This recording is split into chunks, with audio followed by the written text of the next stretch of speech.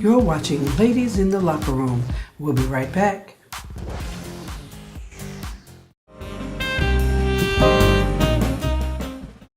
Hello everybody, welcome back to Ladies in the Locker Room. It's been a minute. Merry Christmas, Happy New Year. Let's backtrack a little bit.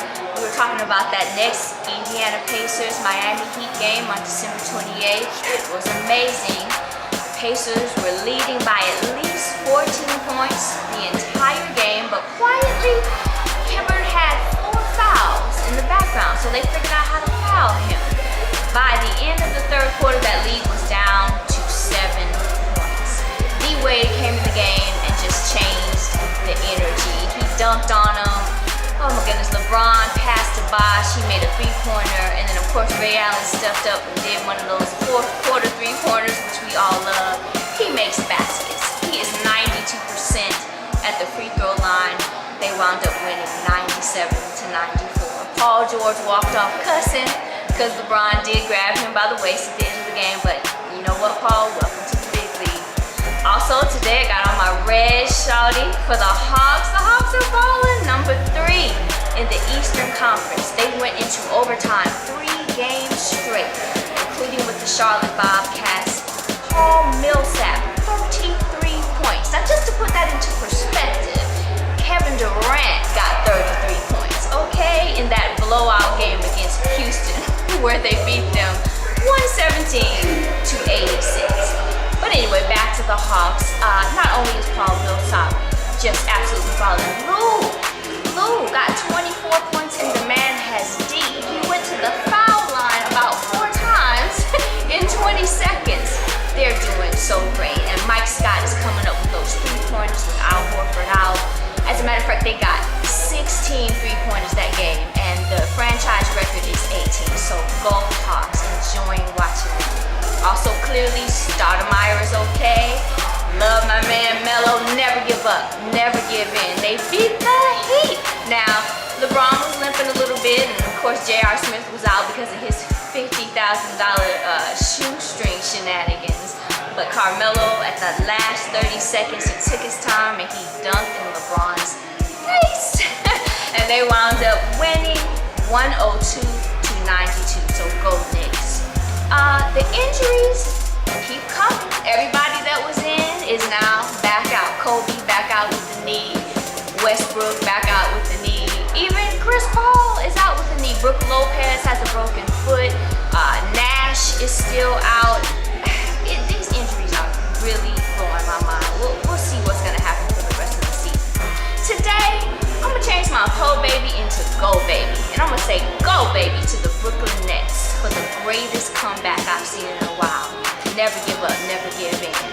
They refuse to let it get them down, and they actually beat the Heat in double overtime, 104 to 95. So we're going to go ahead and give the Ho Baby to the Miami Heat for being beaten by the 2 underdog teams. That's my quickie, my sports quickie. And coming up next is Ebony with her sports quickie. Thanks, everyone. Hello, everyone. I'm Ebony, and this is my sports quickie. Now, for all you baseball fans out there, I have some sad news. Hall of Famer Alex Rodriguez has been suspended from the entire 2014 Major League Baseball season. And this is stemming from his alleged involvement in the biogenesis scandal and also performance-enhancing drugs. Alex Rodriguez has denied any allegations with performance-enhancing drugs and plans to appeal the suspension in a federal court. We'll follow this story closely and keep you posted. This is Ebony with Ladies in the Locker Room. Next up is your girl Hattie. What's going on, everybody? It's your girl, it's Hattie, and this is my sports quickie. Well, you know what it is. Football. It's football season. I had a very intense weekend. A lot of good games going on. NFC, AFC, quarterbacks, running backs. Just real exciting. Well, let's start off with the Seattle Seahawks. And their hosts to set the NFC Championship game after defeating Deep Breezy and the New Orleans Saints. On offense, of all things, It was all about Marshawn Lynch. Marshawn, let me tell you something. You ever took a look at them thighs? Marshawn has got some ham hocks on him. He led the Seattle Seahawks with 150 rushing yards and 2 touchdowns. Now, as I was watching the game, I kept telling everybody, keep your eye on Drew Brees. Drew Brees is a second quarterback. It's second half quarterback. You know, Drew Brees could be losing in the first half, but you give him enough time in the second half, Drew Brees might come back on it. But he did a lot, but it wasn't enough. When I tell you the Seahawks defense, they were getting him. Drew Brees came on late, but he had a 309 passing yards, but he struggled to find any consistency in offense against a strong Seahawks defense. They would get him. Now Russell Wilson, he made plays when he needed, and that was enough to help them for a win.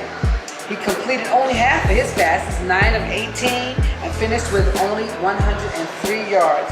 Now, which is a new career low for a second-year quarterback.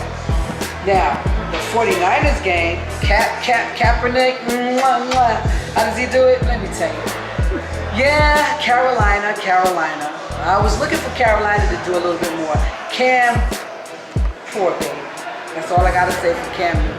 Cam wants it so bad, and that's what I like about the NFL. That's what I love about my football players.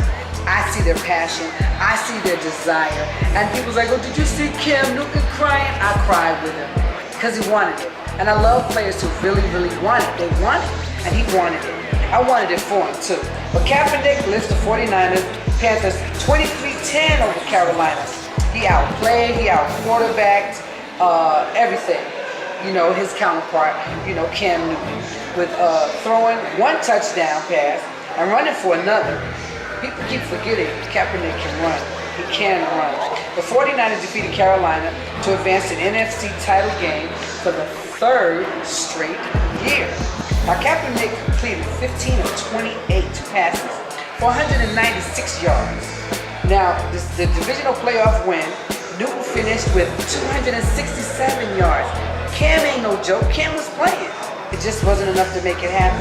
And he had 54 yards on the ground. Cam Newton can run. Cam Newton can throw. They just got to work on all the help around him so they can finish better. Let me see. The Panthers, they only found the end zone once on a 31-yard touchdown by Steve Smith. At the end of the game, Steve went over, kind of gave Cam a pep talk because Steve knows just how bad Cam really wanted it. It's the second time since 2008 that the Panthers lost home in the divisional playoff after winning the NFC South and claiming the first round bye. And that's the thing that gets me. They had a bye. They had a bye week. They had time to get rest. And I was hoping that they would come out a lot stronger. Well, you know, they're set to play. Marshawn Lynch, he did his thing. That's a serious, strong back. But there were a lot of other backs in the season that came out strong as well. We're looking to see what happens. Who's going to the Super Bowl? We'll see what happens next week. This is your girl, this is Hattie, and this is my Sports Quickie.